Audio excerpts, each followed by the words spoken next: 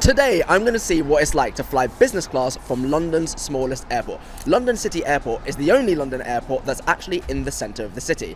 The rest of the airports are between 20 and 40 miles away from Charing Cross, which is the centre of London. In fact, most of them aren't even in London boroughs. How mad? Now, I said this airport is small, but how small exactly are we talking? Well, the terminal building is about the size of 2.5 football pitches, which for context is a quarter of the size of Buckingham Palace, half the size of the Tate Modern, and IKEA Greenwich just across the river, and 1/10 the size of Westfield Stratford. So we headed inside, were shown where to print our baggage tags, and we didn't get priority tags, and then we joined the world's largest airport security queue. I am currently in incognito mode because apparently you need a permit to film in airports. I would love all of the other content creators to know that. Anyway, we are in a queue stretching all back from the main hall to the escalators that go to security, which is filling up effectively the entire airport terminal. An hour later, we finally arrived into a surprisingly large departure area with 24 departure gates. Airport was absolute chaos today. I don't know if it's because it's a Sunday or someone was saying because the airport opens at 10:30, so there's a backlog of people and loads of flights early this morning. But we were in security for like 45-50 minutes, and it's a quick security. They've got the new scanners.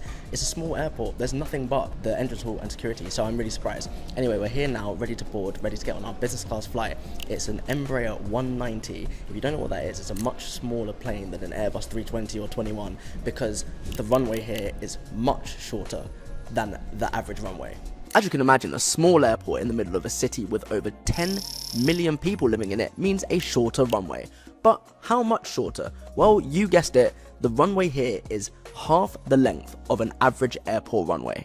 The Embraer 190 is a 2-2 configuration all the way along the plane. It's a little bit like Concorde, and so it's very unique in that respect. I'm excited to see what the business class is going to be like because it is such a small plane and it's coming from such a small airport. Is it going to be like Club Europe? I don't know. Cityflyer, let's see.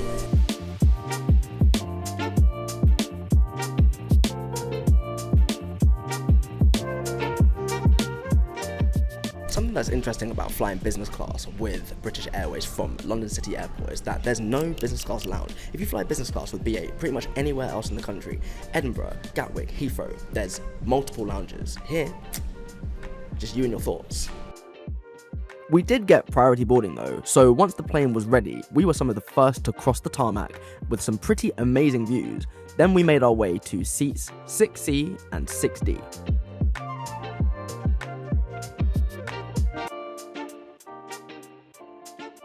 One thing that's quite interesting about London City Airport is that all of the planes are facing the complete opposite direction to what you would be usually used to. So normally the jet bridge is coming into the nose of the plane, which is facing towards the airport terminal. Here, all the planes are facing the runway. It makes for some pretty spectacular views though, I'll be honest. Larger devices, including laptops, must be switched off and stowed in your luggage for takeoff and landing. Take care your device does not get lost within your seat. If it does, please do not move it.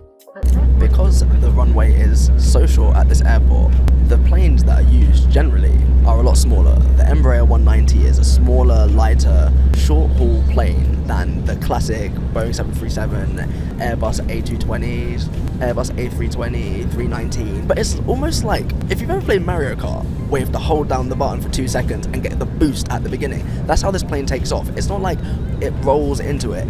It fully fires up, brakes on, and then just jumps forward. You like literally fly out of your seat. It's pretty cool. Gets up to speed very quickly, takes off very steeply.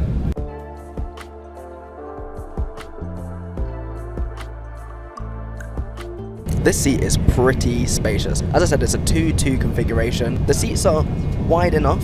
I'm pretty sure they recline as well. I see a recline button. Yep. And there is a mount in the back of the seat for your phone, which I just think is such an underrated touch. It's such a small thing that makes such a huge difference in this day and age. Why am I holding my phone to watch Netflix? I don't understand. The tray table is pretty small, and speaking of tray tables, what I'm really interested to see on this flight is how the onboard service is going to differ from Club Europe, which we flew a couple of weeks ago. So far, there's no menu. I did not get champagne. I haven't even had water. I don't know. I'm not complaining. Whatever, it's it's a flight, but I'm just curious to see the difference between the two, and so far, it's pretty remarkable. Champagne update. The champagne is here. I would say a bit late. We are over an hour after takeoff, but the champagne is here, the drinks are here, and of course the classic British Airways pretzels, which I actually think are quite tasty, if I'm honest.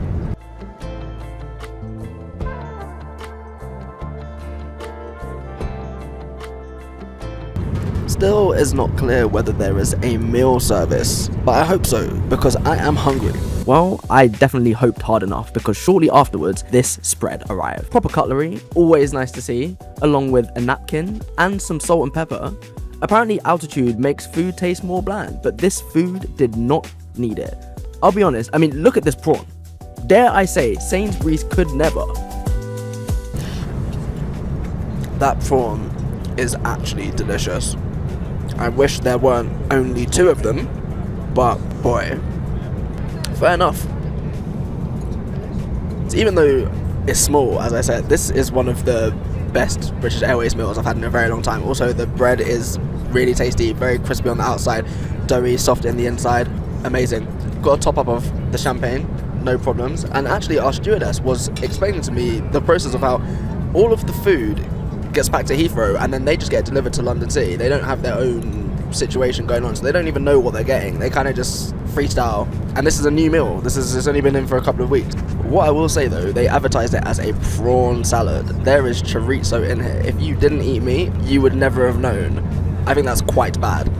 Anyway, stewardess, lovely stewardess, just came round again with some snacks. We got here some salt and sweet popcorn.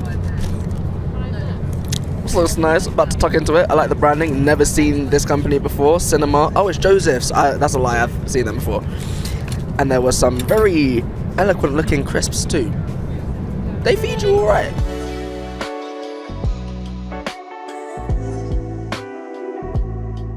I talk a lot about how British Airways service can be hit or miss. Today is nothing but hits.